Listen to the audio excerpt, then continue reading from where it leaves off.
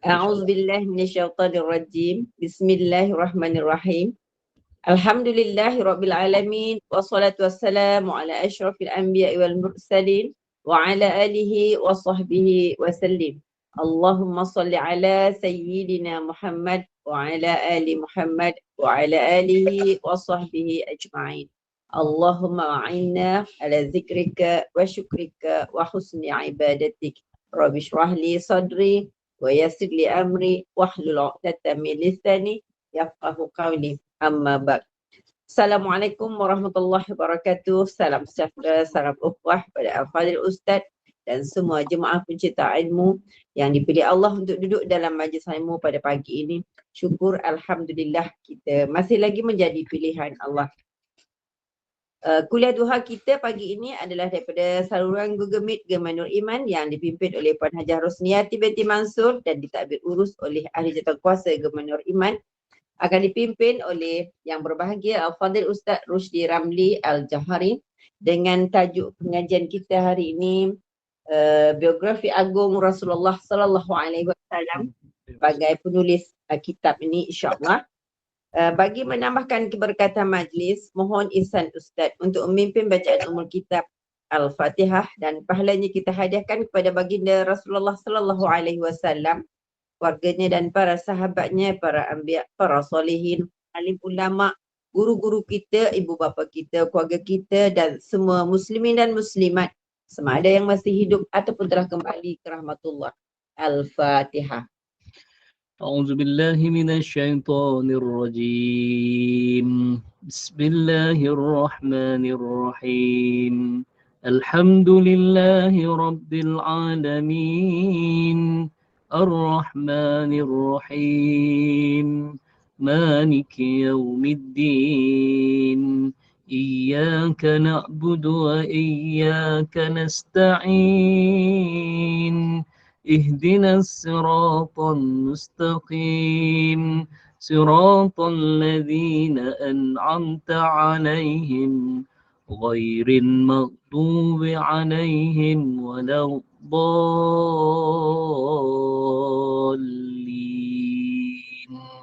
آمين. Amin amin ya rabbal alamin. Dengan ini saya menyerahkan majlis ini kepada Al-Fadhil Ustaz untuk meneruskannya dengan segala hormat. Silakan Ustaz. A'udzubillahi minasyaitonirrajim. Bismillahirrahmanirrahim. Assalamualaikum warahmatullahi wabarakatuh.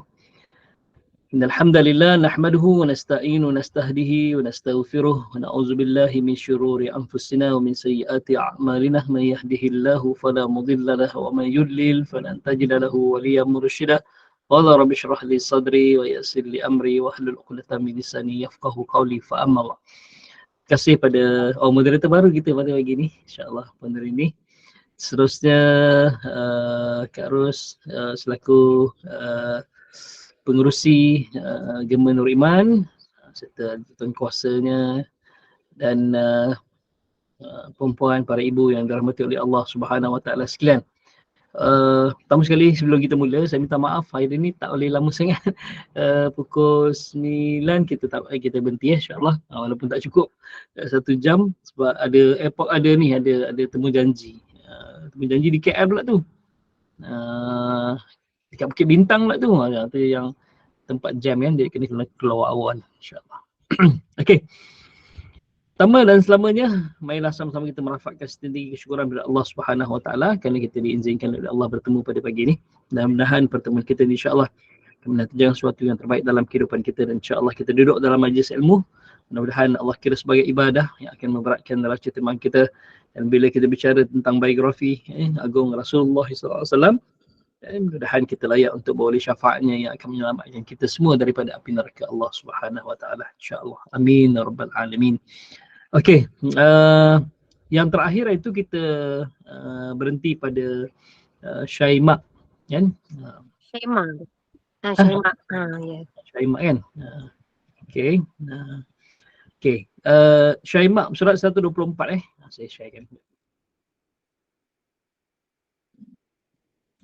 Okey, 124 Syaimak atau nama sebenarnya adalah Syaimak binti Harith bin Abdul Uzza bin Rifa'ah. Beliau adalah adik-beradik susuan dengan Nabi SAW. Okay. Semasa kecil, dia adalah merupakan teman sepermainan Nabi SAW dan sering menyanyikan untuk Nabi. Dan nyanyian tu ataupun syair itu adalah berbentuk doa yang berbunyi, Ya Allah, jagalah dia sehingga kami melihat dia tumbuh dewasa. Ya Allah, jagalah dia, kemudian kami akan melihatnya menjadi pemimpin kaumnya. Dan jagalah dia, ataupun cegahlah dia daripada orang-orang yang memusuhinya. Berikanlah kemuliaan kepadanya selama-lamanya. Ni nyanyian ataupun syair lah yang selalu dibacakan ataupun didendangkan kepada Nabi SAW sewaktu kecil. Syaimak ni adalah orang yang selalu mendukung Nabi SAW. Mendukung ni bukan mendukung perjuangan, tapi ni menggendong Nabi SAW. Sebab Syaimak ni anak yang pertama, jadi akak ketika tu umurnya tak jauh lah, beza macam dalam 5 tahun macam tu. Jadi umur 5 tahun 6 tahun dah boleh dokong baby kan. Kan jadi dialah yang sering mendukung. Kalau pergi keluar pun waktu Nabi dah umur 4 tahun 3 tahun tu, Syaimak dah umur 11 jadi dia dokong belakang Nabi SAW, dokong belakang, main sama-sama kan. Syaimak adalah adik-beradik susuan Nabi SAW. Okey, itu yang kita berhenti pada pertemuan kita lepas. Hari ni kita nak bincang, tapi saya pun dah rujuk Jumanah binti Abi Talib ni sangat sedikit tentang kisah tentang beliau. Apa yang saya boleh kongsikan adalah nama sebenarnya adalah Jumanah binti Abi Talib. Abi Talib ni nama sebetulnya adalah Imran bin Abdul Muttalib. Okay, Imran bin Abdul Muttalib. Dia adik-beradik kandung dengan ayah Nabi SAW kan, seibu sebapa. Kalau yang kita tahu Hamzah, dia sebapa je, tak seibu. Abu Lahab, Abdul Uzza bin Abdul Muttalib pun dia sebapa je, dia tak seibu kan, dia tak seibu. Tapi Abi Talib ni memang saudara ayah Nabi SAW, seibu sebapa. Seibu sebapa. Dia ada 3 orang kan, Abdullah, kemudian Zubair, kemudian Abu Talib, kemudian Safiyah, kemudian Atiqah. Itu adik-beradik seibu sebapa dengan ayah Nabi SAW. Okay. Beliau merupakan sepupu Nabi SAW dan adik-beradik kepada Ummu Hani. Ummu Hani yang banyak meriwayatkan hadis Nabi SAW. Dia adalah sepupu Nabi yang pertama masuk Islam. Sepupu Nabi yang pertama masuk Islam. Itulah Jumanah binti Abi Talib. Sekadar tu je yang kita boleh kongsikan tentang Jumanah binti Abi Talib. Okey. Seterusnya kita masuk Abu Ayyub Al-Ansariyah. Abu Ayyub lah. Ummu Ayyub. Abu Ayyub lelaki. Ummu Ayyub Al-Ansariyah. Okey. Bila sebut perkataan ummu ni, dia bukanlah bukan mestinya merujuk kepada anak dia namanya Ayub, macam tu kan. Okey. Kadang-kadang dia ni dinisbahkan dengan suami dia, macam tu, dinisbahkan pada suami dia, satu. Yang kedua, yang seterusnya kadang-kadang dia punya Allahumma salli ala Muhammad, gelaran dia macam contohnya Ummu Habibah, bukanlah anak pertamanya namanya Habibah, jadi namanya Ummu Habibah. Nama dia Al-Bara' kan. Jadi Nabi panggil dia dengan Ummu Habibah. Isteri Nabi SAW kan, Ummu Habibah. Mak Habibah, mak ni kasih sayang lah, mak kasih sayang. Okay. Ada Ummu Masakin, okay. Ada Ummu Masakin. Tapi kalau Ummu Salamah memang gelaran kepada dia sebab nama anaknya Salamah. Salamah dan suami sebelum dia berkahwin dengan Nabi SAW adalah Abu Salamah. Abu Salamah. Okay. Ummu Ayyub Al-Ansariyah, nama sebenarnya adalah Ummu Ayyub binti Qais bin Amru bin Amirul Qais. Beliau merupakan isteri kepada Abu Ayyub Al-Ansari, sahabat Nabi yang masyhur, sahabat Nabi yang masyhur. Okey. Antara jasa dia dengan Nabi SAW, banyaklah sebagaimana jasa suaminya. Cuma ada suatu ketika Abu Ayyub Al-Ansari ni, walaupun dia sahabat Nabi, walaupun dia ni kadang-kadang tak terlepas juga daripada melakukan kesalahan kan. Manusia ni tak lepas daripada melakukan kesalahan. Jadi Allahumma salli asmat, ketika itu dia juga termakan fitnah tentang Aisyah, berdua-duaan dengan Safwan bin Mu'attal kan. Jadi dia pun bertanya kepada isterinya tentang Aisyah radhiyallahu anha, okey. Lalu isterinya menjawab, ini Ummu Ayyub menjawab, Aisyah lebih baik daripada kamu. Ini jawapan Ummu Ayyub, ialah Aisyah lebih baik daripada kamu. Okey, nak beritahu itu adalah fitnah semata-mata. Fitnah semata-mata. Ramai juga di kalangan para sahabat Nabi SAW ataupun orang-orang mukmin terutamanya yang termakan fitnah. Itu Allah sebut dalam Al-Quran kan. Kalau bukan kerana rahmat Allah, kan kami akan turunkan balasan untuk kamu semua. Sebab ada juga di kalangan orang-orang yang beriman juga percaya tentang peristiwa itu ataupun kisah itu ataupun perkara itu. Okey, Abu Ayyub. Kita kenal sebab Abu Ayyub kan. Rumahnya yang diambil oleh Nabi SAW. Okay. Rumahnya 2 tingkat. Rumah itu adalah warisan daripada Raja Tuba'. Raja Tuba'. Raja yang dapat berita tentang akan lahir seorang Nabi SAW. Dan Nabi itu akan berhijrah ke Madinah. Sebab bila diserang orang-orang Madinah ni, Allahumma salli paginya perang, siang perang, malam orang-orang Madinah hantar makanan kepada tentera Raja Tuba' ni. Dia kata, ini mungkin satu perangkap ni, dia kata. Jadi dia suruh hamba-hamba dia makan dulu makanan tu. Sekali hamba dia tak ada apa-apa, sakit perut tak ada, mati tak ada kan. Jadi dia makanlah. Besok paginya perang je biasa, perang dengan orang Madinah. Malamnya orang-orang Madinah hantar makanan pada dia, pada tentera Tuba' ni. Jadi dia pelik ni, apa ni kan, negeri apa ni kan, negeri apa ni. Dipanggil lah penduduknya, dia kata, kenapa sampai macam ni sekali, baiknya kamu kan. Jadi dia kata, kami sedang menantikan rombongan ataupun menantikan Nabi yang dijanjikan oleh Allah SWT akan berhijrah ke negeri kami. Walaupun itu adalah 1000 tahun sebelum kelahiran Nabi SAW. 1000 tahun sebelum kelahiran Nabi SAW. Jadi dia pun beli tanah di Madinah dan diwariskan kepada 400 orang alim ulama ataupun orang yang berilmu lah tentang kedatangan Nabi SAW ni. Okay, untuk menunggu kelahiran, untuk menunggu kedatangan Nabi SAW di Madinah. Dan dia bina rumah 2 tingkat.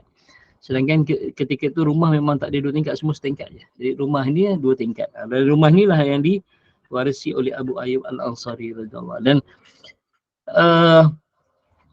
Raja Tuba' ni dia titipkan surat lah supaya nanti kalau dia tak sempat jumpa, tolong sampaikan surat ini kepada Nabi SAW. Suratnya, aku sangat berharap dapat menemui engkau dan membantu engkau, tapi mustahil bagiku untuk menemui dan membantu engkau. Itulah antara isi kandungan surat yang ni. Jadi itulah rumah Abu Ayyub Al-Ansari radhiyallahu anhu. Okey. Sepanjang Nabi SAW ada di rumah, kalau kita kan rumah 2 tingkat kan, master bedroom kan ke atas kan. Master bedroom ke atas. Okay. Sejak Nabi SAW duduk dalam rumah tu, Abu Ayyub Al-Ansari dan isterinya Ummu Ayyub serta anak-anaknya tak pernah naik kat tingkat 2 sebab dia tak nak lebih tinggi daripada Nabi SAW. Macam itulah sayangnya sayangnya sahabat pada Nabi SAW. 7 bulan lamanya dia duduk di rumah Abu Ayyub Al-Ansari sampailah dibina rumah untuk Nabi SAW di itu rumah yang dengan Aisyah di Allah SWT sekarang ni di Radah ataupun di makam Nabi SAW sekarang. Okey, itu Ummu Ayyub Al-Ansariyah insya-Allah. Kemudian Ummu Bashar binti Barra bin Ma'rur. Okey. Nama sebenarnya adalah Ummu Bashar. Ataupun nama yang Ummu Bashar ni nama lain dia adalah Khulaidah. Khulaidah. Ummu Bashar binti Barra bin Ma'rur. Kan? Dan orang yang paling faham dan mendalam ilmunya terhadap hadis-hadis Nabi sallallahu alaihi wasallam. Okey. Ummu Bashar ni dia menyebutkan nama dia Ummu Mubashir. Mubashir ni maksudnya yang memberi berita gembira lah. Ataupun Ummu Mubashir, orang yang ibu yang memberikan berita gembira. Ataupun ada yang menyebutkan nama Ummu Bashir, itu ibu yang Bashir. Bashir ni berita gembira. Jadi Bashir, Bashar sama makna dia. Okey, dia adalah wanita yang memberikan motivasi kepada Nabi SAW untuk bekerja, sebab ketika mana turun Allah Subhanahu Wa Taala apa ayatnya Allah Subhanahu wa qarni fi buyutikunna, maksudnya perempuan tu lebih baik tinggal di rumah lah. Okey, wala tabarrujal jahilatil ula. Okey, dan dalam ayat tu maksudnya janganlah kamu berhias bagaimana berhiasnya orang jahiliah yang pertama kan. Wa qarni fi buyutikunna ni maksudnya wanita ni lebih baik tinggal di rumah. Tapi Ummu Bashar ni dia adalah seorang sahabiat ataupun sahabat wanita yang berkerjaya. Kerja dia apa? Dia ada dua kerja. Kerja hakiki dia mengusahakan kebun kurma. Jadi dia lah yang pagi-pagi keluar bercucuk tanam apa, membersihkan kebun dia. Bila dia dia menjadi guru kepada sahabat-sahabat lelaki Nabi SAW. Guru kepada sahabat-sahabat lelaki Nabi SAW. Itu dia merupakan perawi hadis Nabi SAW. Perawi hadis Nabi SAW. Okey. Ada satu hadis yang popular. Ini kerana Ummu Bashar ni lah. Kerana Ummu Bashar ni. Okey. Allahumma salli ala Muhammad. Hadis yang kita pernah dengar iaitu seseorang Muslim yang menanam tanaman, lalu tanaman itu dimakan oleh burung dan dicuri oleh manusia, maka tanaman itu menjadi sedekah kepada pemiliknya ataupun sedekah kepadanya. Jadi yang kita dengar hadis ni, rupanya hadis ni yang meriwayatkan adalah daripada Ummu Bashar, binti Barra, daripada Nabi SAW. Sebab Nabi yang menyebutkan hadis ni kepada Ummu Bashar. Sebab dia bercucuk tanam, tu Nabi sangat kagum dengan usaha dia bercucuk tanam. Biasanya kalau yang ada kebun kurma dan kemudian dia yang mengusahakan kebun kurma ni lelaki, para suami. Tetapi tak, wanita yang bekerja keras di kebun untuk memastikan kebunnya ni subur dan menghasilkan buah yang banyak. Di samping tu dia juga adalah orang yang paling mendalam ilmunya terhadap hadis-hadis Nabi SAW. Bermaksud dia banyak menghadiri majlis ilmu Nabi SAW, dan dialah yang menjadi tenaga pengajar ataupun yang mengajarkan hadis-hadis Nabi SAW kepada para sahabat. Termasuklah sahabat-sahabat Nabi yang sahabat-sahabat Nabi lelaki, sahabat-sahabat Nabi yang lelaki. Itulah, inilah Allahumma salli jasa dan kelebihan Ummu Bashar. Ummu Bashar. Okey. Soalnya Ummu Habibah binti Abbas. Okey. Nama sebenarnya adalah Ummu Habibah binti Abbas bin Abdul Muttalib. Beliau merupakan sepupu Nabi SAW. Itu je yang dapat saya kongsikan untuk yang ni, Ummu Habibah. Tapi dia berbeza dengan Ummu Habibah yang isteri Nabi SAW ni. Kalau kita boleh rujuk surat berapa isteri Nabi. Okey. Ummu Habibah isteri Nabi SAW ialah dia tu Ummu Habibah, saya sebut tadi Ummu Habibah namanya Al-Bara' kan. Al-Bara' tu Juwairiyah namanya. Ummu Habibah ni dia nama betul dia adalah Ramlah binti Abi Sufyan. Oh ya, masya-Allah. Okey. Ramlah binti Abi Sufyan bin Sakhar bin Harb. Abu Sufyan ni musuh utama Nabi SAW lah. Kemudian Allahumma salli alaihi Abu Sufyan ni panglima tentera musyrikin Quraisy dalam perang Badar, dalam perang Uhud kan. Jadi isteri Nabi SAW adalah daripada anak musuh Nabi SAW yang akhirnya masuk Islam lah. Yang akhirnya masuk Islam. Okey. Ini yang Ummu Habibah isteri Nabi. Yang kita bincang ni adalah Ummu Habibah binti Abbas bin Abdul Muttalib. Al-Abbas bin Abdul Muttalib, pakcik Nabi SAW yang Nabi sangat sayang dia. Okey. Sekadar tu tentang kes tentang Ummu Habibah. Seterusnya kita masuk tentang Ummu Haram.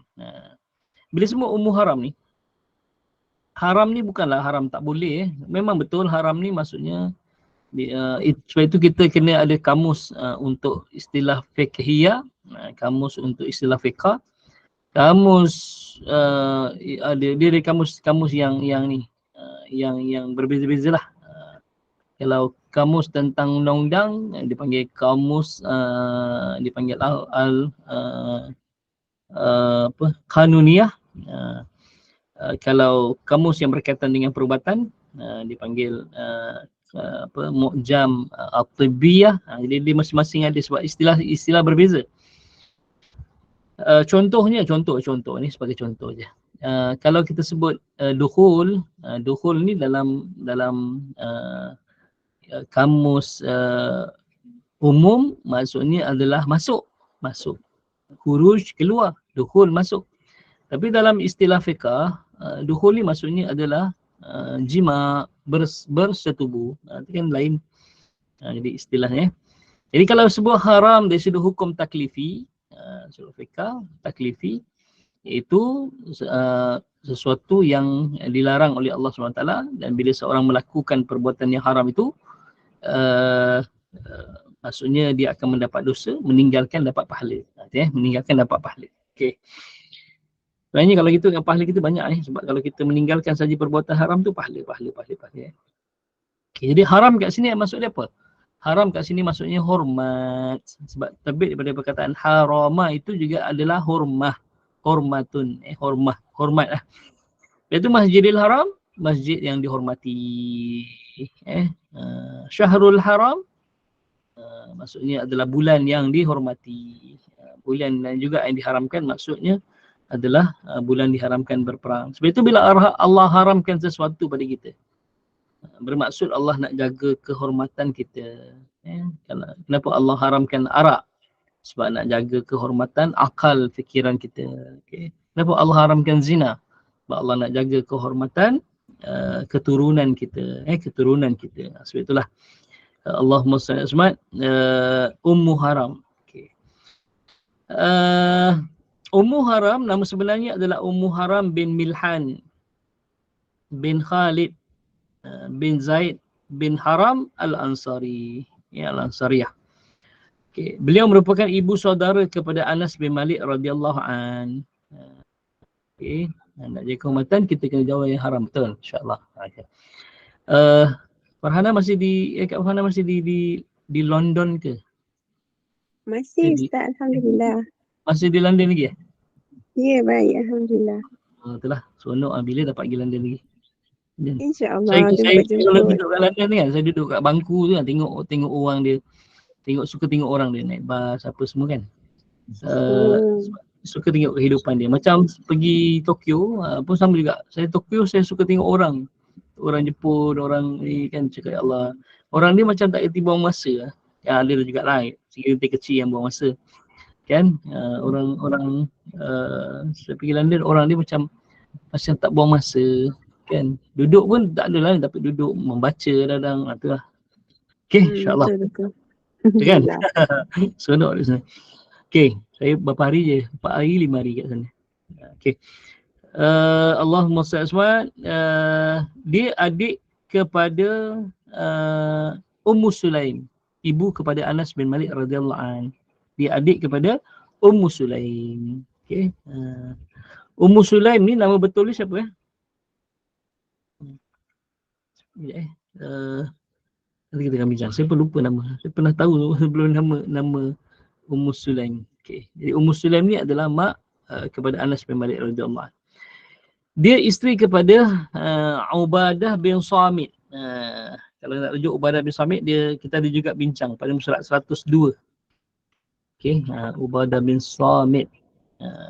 Nampak, Ubadah merupakan utusan kaum Ansar yang pertama datang ke Mekah untuk berbaiat dengan Nabi SAW kerana takut jawatan pemimpin. Hatta bila bermusafir pun sepatutnya dilantik seorang ketua dalam musafir, itu pun dia tak nak sebab dia takut kepada ni. Jadi ini isteri dia, isteri Ubadah bin Samit. Okay. Kemudian dia Ummu Haram ni, Masya Allah dia pernah meminta kepada Nabi SAW untuk berperang dan berperang di lautan. Di lautan ada peperangan dengan tentera mana saya lupa, berperang di lautan. Okay. Jadi dia minta untuk turut serta untuk ikut berperang, sedangkan ketika itu tentera Islam pun tak ada ilmu dan tak ada pengalaman tentang berperang di lautan. Jadi dia antara orang yang bersemangat lah, dan antara sahabiat juga yang ikut dalam perang Uhud, ikut dalam perang Hunain, ikut dalam perang Khandaq, ikut dalam pembukaan kota Mekah dan peperangan menentang Taif, orang-orang Taif ataupun peperangan Bani Thaqifah. Okey, memerangi Bani Thaqifah, Bani Taif tu. Bila selepas pembukaan kota Mekah, orang-orang Taif ni nak menyerang Nabi SAW, tapi Nabi awal-awal dah gagalkan serangan tersebut. Jadi peperangan tu peperangan Bani Thaqif dipanggil. Bani Thaqif di Taif. Okey. Allahumma salli. Inilah Ummu Haram bin Milhan. Ummu Haram bin Milhan. Seorang yang mengikuti Nabi SAW dalam peperangan. Ini dalam peperangan.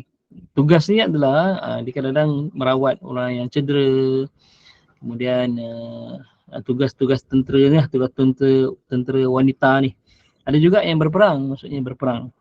Yang mengangkat senjata berperang ada juga. Okey. Seterusnya Ummu Hakam bin Zubair bin Abdul Muttalib, iaitu ni Zubair tu adalah adik-beradik Abdullah, adik-beradik Abdullah, ayah Nabi SAW. Nama sebenarnya ialah Ummu Hakam bin Zubair bin Abdul Muttalib bin Hashim. Dia merupakan sepupu Nabi SAW. Setengah pendapat mengatakan bahawa namanya adalah Safiyah. Okey, Safiyah. Dan ada juga mengatakan Ummu Hakim dan juga mengatakan Atiqah. Jadi dia merupakan seorang perawi Nabi SAW yang antara yang banyak lah perawi Nabi SAW. Jadi Ummu Hakam ini adalah sepupu Nabi SAW daripada pakcik Nabi seibu sebapa dengan ayahnya, iaitu Zaid bin Abdul Muttalib, Zubair bin Abdul Muttalib, yang nama ibunya Fatimah binti Amr, binti Umar binti Amr. Okey, selesai insya-Allah. Selesai. Seterusnya Ummu Hakim. Okey. Ummu Hakim adalah isteri kepada Ikrimah bin Abu Jahal. Dia kadang-kadang di baris Akramah bin Abu Jahil. Okey. Ikrimah, Akramah sama maknanya maksudnya kemuliaan. Okey. Itu nama ni sebenarnya ada doa, nama ni ada doa. Bila Ikrimah maksudnya kemuliaan, akhirnya Allah muliakan dia dengan Islam. Okey. Kemuliaan. Kalau Abu Jahal, bapa kejahalan, akhirnya jahil, mati dalam peperangan Badar. Sebab itu nama ni ada doa, ada doa. Okey, insya-Allah. Macam Farhana, kegembiraan kami. Macam tu. Nur Aini, cahaya mata kan. Macam tu. Okey, insya-Allah. Itu doa semua. Jangan panggil nama pendek-pendek. Okey, panggil Hana. Panggil Farhana, kegembiraan. Macam tu nama jangan panggil nama pendek. Kalau boleh nama penuh. Nama penuh. Okey, insya-Allah. Ummu Hakim. Okey. Namanya ialah Ummu Hakim bin Al-Haris bin Hisham bin sebab bin Hisham bin Al-Mughirah Al-Makhzumiyah. Jadi dia daripada bangsa yang terhormatlah di Mekah. Bangsa yang terhormat di Mekah. strategi Nabi SAW, nampak bila Al-Arqam bin Abi Arqam ni masuk Islam, umurnya 16 tahun masuk Islam. Nabi jadikan rumah dia sebagai markas. Dengan dia muda lagi kan. Patutnya rumah Abu Bakar lah jadi markas kan, atas bukit dan seumpamanya. Kalau rumah Abu Bakar, pastilah orang nak cari Nabi, tak jumpa Nabi, dia akan cari Abu Bakar. Jadi mungkin dia pergi rumah Abu Bakar, jadi terbongkarlah dakwah Nabi SAW kan. Jadi Nabi SAW strateginya dia jadikan rumah Al-Arqam bin Abi Arqam itu sebagai markas. Siapa Al-Arqam bin Abi Arqam? Dia adalah pemuda daripada Bani Al-Makhzumiyah. Al-Makhzumi. Okey. Al-Mughirah Al-Makhzumi ni dia adalah satu kabilah kaum yang sering berperang dengan Quraisy. Dengan bangsa Quraisy. Jadi bangsa Quraisy pun takut dengan bangsa Al-Makhzumiyah. Jadi kalau anda kata dia apa-apakan Al-Arqam bin Abi Arqam ni, Bani Al-Makhzumi ni akan segera memerangi Quraisy, bangsa Quraisy. Jadi sebab itulah strateginya, kacau Al-Arqam bin Abi Arqam, ada backup dia. Jadi sebab itulah sampai 3 tahun lamanya Allah perintahkan kepada Nabi SAW untuk Allahumma SWT berdakwah secara terang-terangan, barulah ketika tu orang tahu bahawa markasnya adalah di rumah Al-Arqam bin Abi Arqam. Okay. Kemudian Mughirah ni, bila sebut Al-Mughirah, orang-orang Arab dulu, orang-orang Mekah terutamanya, dia tak ada keturunan Mughirah pun dia nak letak Mughirah juga. Sebab Mughirah ni antara penduduk awal Mekah. Maksudnya kalau yang bangsa lain, dia 90 tahun lebih awal daripada bangsa-bangsa lain. Memang penduduk awal yang pertama sekali yang mendiami Mekah ini adalah kaum Jurhum. Kaum Jurhum. Yang asalnya berkemah di luar Mekah, tapi dia bila melihat ada burung berterbangan di udara, tanda ada air, jadi dia terus pindahkan dia semuanya kemah apa semua ke kawasan burung yang berlega-lega tu. Tiba-tiba sampai di sana dilihat ada Siti Hajar, ada Nabi Allah Ismail. Kemudian di sisinya ada telaga ataupun ada kepungan air. Air bila mengalir dia meresap kat dalam tanah kan. Jadi dia kepung air tu. Jadi kaum Jurhum lah yang memanggil air Zam-Zam tu dengan perkataan Zam-Zam. Zam-Zam maksudnya dia daripada Tazam-Zama. Tazam-Zama ni maksudnya terkepung, air yang dikepung. Jadi dinamakan sebagai Zam-Zam. Sebagai Zam-Zam. Sekarang lah Zam-Zam. Kan Zam-Zam ala Kazam yang Piramli tu. Tapi kisah Piramli tu, tengok temu ramah dengan Aziz Sata. Aziz Sata. Okay. Dia kata mana dapat yang nama Zam-Zam ala Kazam. Okay.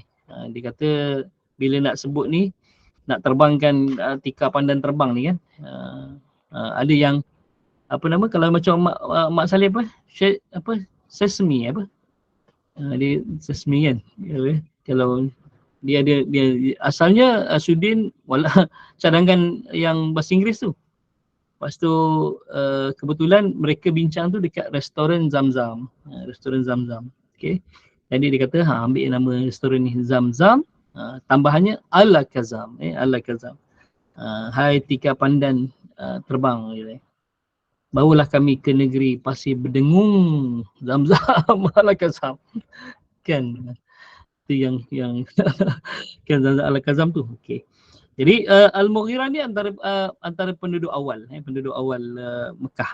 Jadi bangsa Al-Mughirah ni bangsa yang dihormatilah. Okay, Ummu Hakim ni adalah bangsa Al-Mughirah. Kemudian ni Al-Makhzumiyah pula tu. Adalah Al-Mughirah, Makhzumiyah. Kan. Beliau adalah merupakan isteri kepada Ikrimah bin Abi Jahal.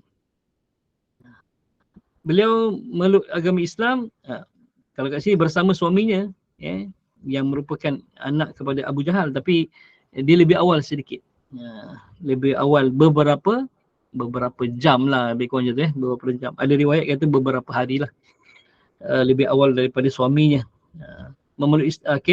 Beliau memiliki keberanian yang sangat luar biasa dan pernah menyertai peperangan bersama suaminya Ikrimah dalam peperangan dengan tentera Rom yang mengakibatkan suaminya mati syahid. Okey. Dia ni sebenarnya ada riwayat juga mengatakan bahawa sewaktu dia bersama dengan suaminya, bersama ni maksudnya dia tinggal bersamalah, suami isteri ni, dia telah Islam lama dah. Tapi dia menyembunyikan keislaman ni pada suaminya. Sampailah suatu hari bila suami dia mendatanginya, maksudnya dengan tujuan untuk bersetubuh, dia menolak. Dia kata sebab aku Islam kau kafir, dia kata. Aku Islam kau kafir. Barulah terbongkar yang di Islam, yang di Islam. Tu ada riwayat yang lain menyebutkan tentang tu. Okey, Allahumma salli alaihi antara pengorbanan Ummu Hakim ni adalah dia isteri yang taat kepada suaminya walaupun suaminya ketika itu adalah antara musuh utama Nabi SAW, antara musuh utama Nabi SAW. Dan dialah yang memujuk sewaktu Ikrimah ni dalam pembukaan kota Mekah, Ikrimah ni dia nak melarikan diri kan, melarikan diri, Allahumma salli melarikan diri dengan menaiki sampan Laut Merah. Dia nak melarikan diri ke Yaman. Jadi ketika tu Ummu Hakim ni yang mengejar dia dan berteriak. Dia kata Allahumma peluklah Islam, bersamalah dengan Rasulullah SAW. Syahid Rasulullah akan mengampuni segala dosa kamu, akan memaafkan segala kesalahan kamu. Itu je yang dia dengar. Tapi rupanya ucapan itu memberi kesan kepada Ikrimah. Suatu Ikrimah naik sampan, tiba-tiba ombak kuat sehingga hampir tenggelam sampannya. Oleh kerana ketakutan yang amat sangat, Ikrimah dia kata demi Allah, orang kafir percaya Allah kan, demi Allah dia kata, kalau aku selamat daripada tenggelam ni, aku akan beriman kepada Muhammad, beriman kepada Muhammad. Akhirnya Allah selamatkan dia, tak jadi tenggelam. Dia terus patah balik ke Mekah dan menyatakan keislaman kepada Allahumma salli kepada Nabi SAW, kepada Nabi SAW. Berapa lama tu? Daripada perang Badar, sebelum perang Badar pun tawasul. Okey. Sebelum perang Badar pun dia dalam perang Badar dia adalah yang paling melindungi ayah dia, Abu Jahal. Okey. Sehingga kan yang kita bincang tentang Muawis ataupun Muaz bin Afra dan Muaz bin Amru bin Jamuh. Kan dua anak muda yang umur 13 dan 14 tahun tu yang membunuh Abu Jahal kan. Ketika tu dua-dua tu disederhakanlah, tak dibunuh tapi disederhakan. Sehingga tangan Muaz bin Amru ni sewaktu dia berlari untuk memberitahu Nabi SAW bahawa dia telah membunuh Abu Jahal, kan tangan dia terkulai kan. Yang bersambung dengan badan dia adalah kulit je. Tulang semua dah patah. Kemudian daging semua dah putus. Kulit je yang menyambung. Jadi bila dia lari macam tangan ni kan, pangsiu menyusahkan dia lari. Jadi dia akhirnya dia tarik tangan dia ni yang hampir putus tadi, dia rentak, dia putuskan terus, lepas tu dia tinggalkan. Lepas tu dia terus datang jumpa Nabi SAW, dia lari jumpa Nabi SAW, ya Rasulullah, aku dah bunuh Abu Jahal. Okey, itu dah disebut tentang tu. Allahumma salli alaihi. Okey, jadi Ikrimah lah yang melibas pedangnya sehingga hampir putus tangan Muaz bin Amr bin Jamuh tadi tu sahabat Nabi yang umur 13 tahun. Okey, itulah bagaimana Ikrimah. Ada juga riwayat menyebut bahawa Ikrimah sempat lari dah sampai ke Yaman. Jadi Ummu Hakim dulu yang jumpa Nabi SAW untuk masuk Islam, dan dia tanya pada Nabi, ya Rasulullah, kalau suami aku ni masuk Islam, adakah kamu akan maafkan kesalahan dia? Nabi kata, ya, aku akan maafkan kesalahan dia. Lalu dia hantar utusan untuk beritahu kepada suaminya, Ikrimah bin Abu Jahal. Dia kata, kalau kamu sedia untuk masuk Islam, Nabi akan memaafkan kamu. Maksudnya Nabi tidak akan membunuh kamu. Kalau ikutnya, Ikrimah bin Abu Jahal ni antara 10 orang yang halal dibunuh di Mekah kan. Kan Allah bersumpah la uqsimu bihadzal balad. Aku bersumpah dengan negeri ini, kota ini. Itu kota Mekah. Wa anta hillum bihadzal balad. Dan engkau wahai Muhammad hari ini halal. Nak bunuh siapa pun bunuh. Allah halalkan untuk kamu bunuh. Orang yang pernah menentang kamu dulu, orang yang banyak menyiksa orang-orang Islam dulu nak bunuh. Okey. Tapi antara 10 orang tu adalah Ikrimah bin Abu Jahal lah. Antara 10 orang tu. Akhirnya Nabi SAW bunuh seorang je. Daripada 10 tu seorang je. Iaitu namanya Ibnu Khattal ataupun namanya Abdullah bin Khattal. Dia seorang Islam asalnya dan memiliki pembantu hamba Islam juga. Tapi bila dia murtad, jadi orang murtad ni haruslah dibunuh kan. Dia selain daripada tu dia membunuh 2 orang hambanya Islam tadi. Memang layaklah dibunuh. Jadi antara 10 tu yang dibunuh adalah Ibnu Khattal. Itu pun sebab dia nak melarikan diri dengan cara memanjat Kaabah. Dia nak bersembunyi di atas Kaabah. Kan ketika tu disedari oleh para sahabat dan sahabat kata hadza Ibnu Khattal. Maksudnya itu Ibnu Khattal yang sedang memanjat kelambu Kaabah untuk bersembunyi. Lalu Nabi kata uqtuluh. Bunuh dia. Bunuh dia. Riwayat Islam saya Sayyidina Ali yang dibunuh. Ibnu Khattal itu. Okey, jadi bila mana walaupun Nabi halal untuk membunuh ketika itu, tapi Ikrimah Nabi ampunkan, Nabi maafkan dan dia pun memeluk agama Islam kan. Dan banyak berperang yang Nabi SAW selamanya peperangan menentang Rom, menentang Rom selepas pembukaan kota Mekah tu. Okey. Alhamdulillah. Lagi 2 minit tak apa. Kita sambung sikit. Ustaz, umur Hakim ni dia kahwin banyak kali Ustaz. Lepas meninggalnya Ikrimah tu dia kahwin dengan Khalid. Benar Khalid. Khalid bin Sa'id. Khalid bin Sa'id. Okey. Betul tak Ustaz? Saya nanti rujuk. Yang ketiganya kahwin dengan Umar Ibn Khattab tu betul ke Ustaz? Abu Hakim. Yang ketiga. Tapi betul suami dia syahid dalam peperangan menentang Rom tu selepas daripada pembukaan kota Mekah. Nanti kita baru tahu yang Umar kahwin dengan Umar Ibn Khattab tu. Okey. Nanti saya tunjukkan insya-Allah. Okey. InsyaAllah. Okey. Tanya Ustaz, Assalamualaikum. InsyaAllah, ya silakan. Ustaz kata tadi kan kalau macam masa dulu orang Islam tanam kurma, habis burung makan buah-buahan kira sedekah kan Ustaz. Sekarang kan kebun-kebun kita banyak dimakan oleh kera-kera tau Ustaz. Pahala sedekah tu. Tak, kita sekarang nak makan buah tu kita kena jaga pokok tu Ustaz. Siang lah, malam kita masuk rumah kan. Siang kena jaga, macam kampung saya lah memang banyak kalau apa sikit kita tak boleh makan kita. Kat mana tu? Kat mana tu kampungnya? Kampung saya Melaka, Bisu dekat Formosa tu. Okey. Kita kena bakar mercun Ustaz, tak allow dia jauh-jauh tu bakar bunga api ke apa semua tu Ustaz. Lepas tu kalau kita masuk sekejap semayang, dia ramai datang makan habis pokok-pokok buah kan. Kerana tu Ustaz kita allow dia. Halau tak ada masalah. Sebab halau tu masalah.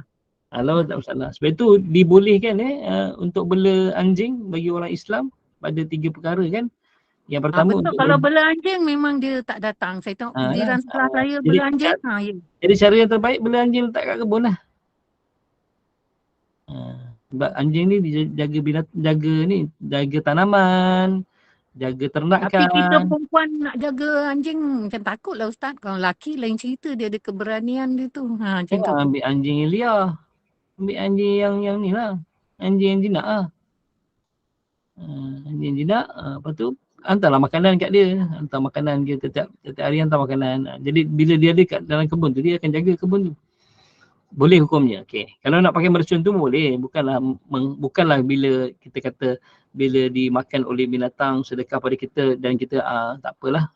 Kita memang tanam nak bagi sedekah kat binatang. Tak ada. Kita nak ambil manfaat juga daripada pokok tu kan. Maksud saya kita dah marah-marah tu, macam kita pergi semayang dia makan, kita marah juga, kira sedekah ke kita dah marah-marah? Sedekah. Walaupun kita tak redha, sedekah. Okey, terima kasih Ustaz. Betul itu kelebihan orang yang menanam pokok tu. Tapi lebih baiknya dia redha lah. Lebih baiknya dia redha dan setiap yang dicuri tu adalah sedekah untuk dia. Kalau dia marah tu normal lah. Itu tak ada masalah pun. Taklah membatalkan dia punya sedekah tu. Yang tidak membatalkan sedekah tu. Okey. InsyaAllah boleh. Okey, Allahumma salli. Saya rasa cukup sekadar tu dulu kot. Nanti kita bincang tentang Ummu Darda, itu isteri Abi Darda. Okey, kemudian Ummu Ruman, isteri Abu Bakar As-Siddiq. Ummu Hani, sepupu Nabi SAW dan seterusnya insyaAllah. Cukup sekadar itu saya rasanya. Kalau tak ada apa-apa soalan. Pukul 9:02 minit lah. Okey. InsyaAllah. Yang baik daripada Allah Subhanahu Wa Taala, yang kurang dalam itu adalah atas kejahilan dan lemahnya ilmu saya. Aku qali hadza wa astaghfirullah li wa lakum. Assalamualaikum warahmatullahi wabarakatuh. Jumpa lagi insyaAllah. Terima kasih Ustaz. Waalaikumsalam warahmatullahi wabarakatuh. Terima kasih Ustaz. Assalamualaikum. Waalaikumsalam. Terima kasih Ustaz. Kita bagi pada dan soal Asad. kita bagi moderator untuk tutup dulu. Kejap. Alhamdulillah. Syukur pada Allah, kuliah duha kita berjalan lancar dengan background agung Rasulullah sallallahu alaihi wasallam, dengan pengenalan wanita-wanita di sekeliling Rasulullah sallallahu alaihi wasallam, bermula dengan sebagai Ummu Syarimah sebagai saudara Susuan yang bermain dan menyanyi dengan Nabi sallallahu alaihi wasallam, dan Jumamah sebagai sepupu Nabi, dan ramai lagi sampai 8 orang wanita telah kita kenali hari ini. Moga ianya menambahkan ilmu kita, menambahkan pengetahuan kita untuk orang-orang wanita-wanita di sekeliling Rasulullah. Dengan itu saya ucapkan terima kasih pada Ustaz atas ilmu yang telah disampaikan. Terima kasih kepada semua jemaah. Saya mewakili Gubernur Iman, mohon maaf kerana ada sebab kekurangan dalam majlis ini. Dan baik itu daripada Allah dan guru itu adalah daripada kami sendiri. Bagi mohon sikit buat bahan untuk kuliah asar petang ni Ustaz, bersama Al-Fadhil Ustaz Ilin Amini dengan tahsin Al-Quran pada pukul 5 petang insyaAllah.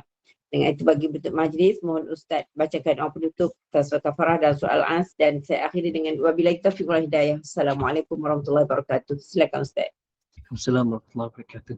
Subhanakallah bihamdika nashhadu an la ilaha illa anta nastaghfiruka wa natubu ilaik. Bismillahirrahmanirrahim. Wal 'asri innal insana lafi khusr illa alladziina aamanu wa 'amilus shalihaati wa tawassaw bil haqqi wa tawassaw bis sabr. Aku qali hadza wa astaghfirullah li wa lakum. Assalamualaikum warahmatullahi wabarakatuh. Jumpa lagi.